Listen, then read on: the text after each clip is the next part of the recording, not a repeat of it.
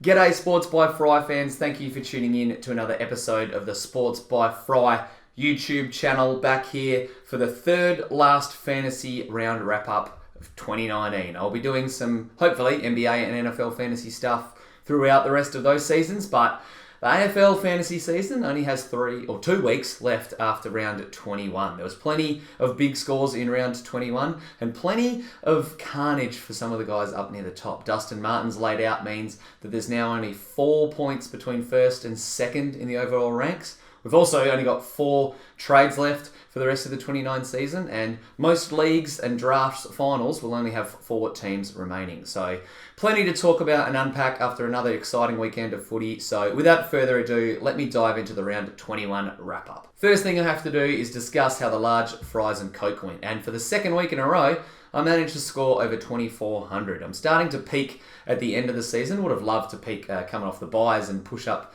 for a meaningful rank, but the Fries, the boys have been getting it done in the last couple of weeks. I managed to score 24-30 in round 21 and only had 2 scores under 90, which was great to see. One of them came from my defense, and that's where I'll start unpacking my team. Brodie Smith's 65 was the lone bleak spot in my defense. I got virtually hundreds across the board from everyone else. Whitfield, Lloyd and Laird all got to a ton, and Hunter Clark had 99, with Blakely not too far off the pace with a 90. But Brodie Smith's 65 could have been a lot worse. He got off to a terrible start, but he has scored 3 tons before this 60-odd in the last month, so I'm a little bit undecided whether I'm going to chop him out or not, but it was definitely a bit of a lackluster effort from him on Sunday. I wasn't too stoked with the other midfielders I had from that game either, in Andrew Gaff and Luke Shuey. They combined to get 110, 106 and 104 from Gaff and Shuey respectively. That was the theme in my midfield, was a lot of low hundreds. Granted, I did have some big ones from the likes of McRae and Zach Merritt, but Taranto, Trelaw, who else am I missing? Oh, Mitch Duncan, who I made as my unique captain. He was sitting on 70-odd at half-time, which I was stoked with, and then just died and only got to 104, so I was a bit bummed about that. His numbers against the Roos were pretty tasty, so I thought I was onto a winner there, but wasn't meant to be. Speaking of the Roos, I got all the rookies off my field this week by trading Will Snelling into Sean Higgins, who had a 90, should be alright. I'm not too sure whether I'm going to keep him around either, or maybe try and upgrade him. So the midfield was pretty stock standard. Similar again in the rucks, wasn't too many glorious scores here, but I did have the 2 best ruckmen playing against each other. So Gawn and Grundy, if you had told me before the weekend that they'd get close to 200 points between them, I think most coaches would have taken that, and I expect them both to go 120 plus again in round 22. Lastly, my forward line was pretty good with the exception of one player in Travis Boak. I know he was tagged a bit and played up forward, only finished with 0 goals 4, so could have been nice, could have got to an 80 plus if he had a kick straight, but everyone else was pretty good, 90s and 100s again. It was nice to see Dangerfield and Tim Kelly scoring hundreds after some up and down games from both of them. Warple is just, God, I love James Warple. I'm glad I've kept him in my team all year. In fact, after looking through my team, I think there's only 3 or 4 players that I've had the entire year. Guys like Lloyd has been in my team since the start, Brodie Grundy. I'm trying to think if there's anyone in the midfield. Probably not, actually, unless I bring Cripps back in. But James Warple is my lane. No, Dangerfield as well. But yeah, Warple is definitely one of the blokes who's hanging around for the large fries and Coke for all of season 2019. So 2,400 plus was a pretty good effort. Hopefully I can make it 3 weeks in a row next weekend.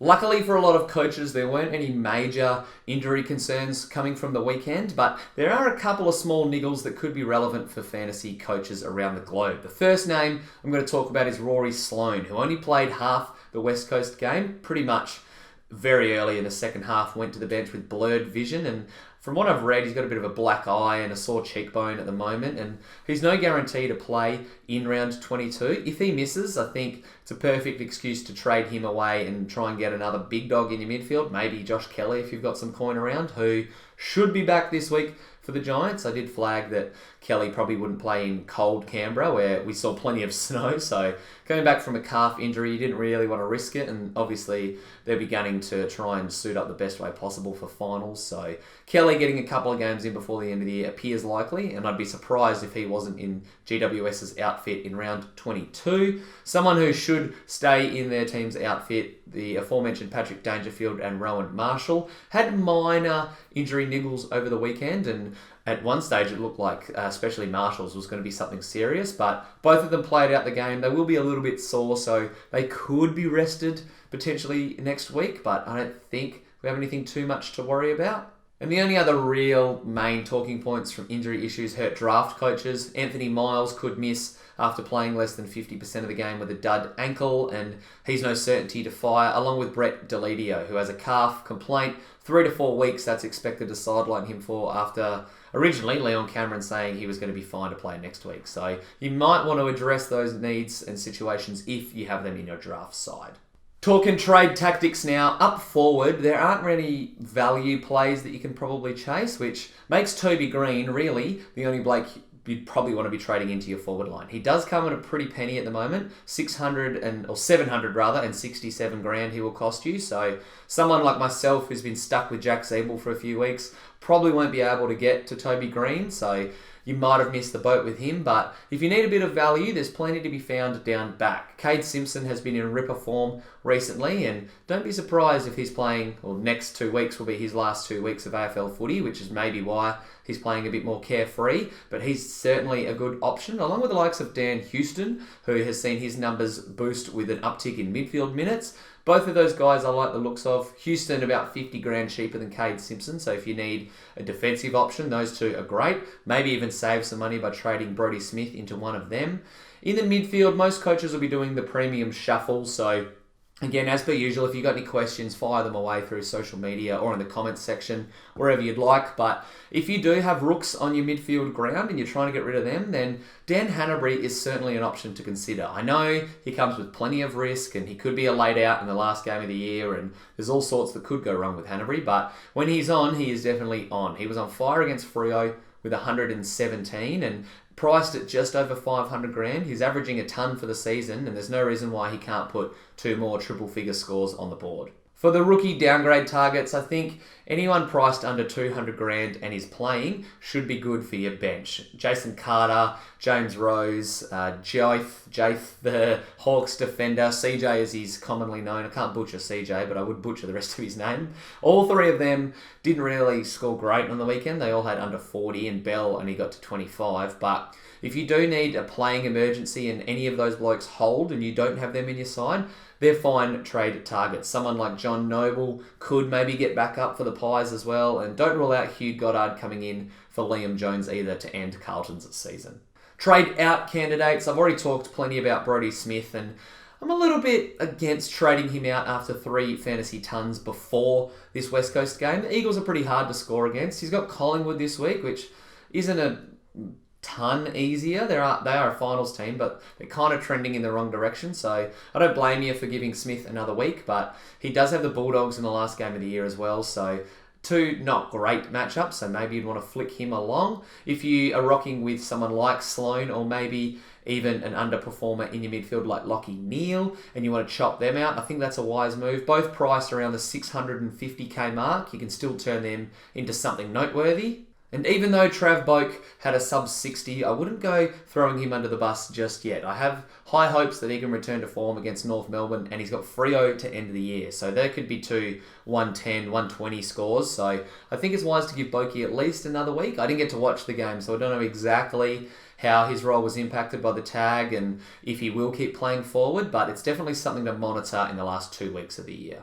Again, quickly with the rookies, if you have any rookies on your field, that needs to be a priority to trade out. I know in the last few weeks I've kind of given Sydney Stack and Will Snelling a little bit more leash, but 2 weeks to go in the season, you've got to get them off your field. The last thing you want to do is have them sticking around at the end of the year, so move heaven and high earth if you have to. Do a double downgrade this week would maybe be my advice, to maybe then throw the cash on your last rookie on your field for a potential grand final upgrade.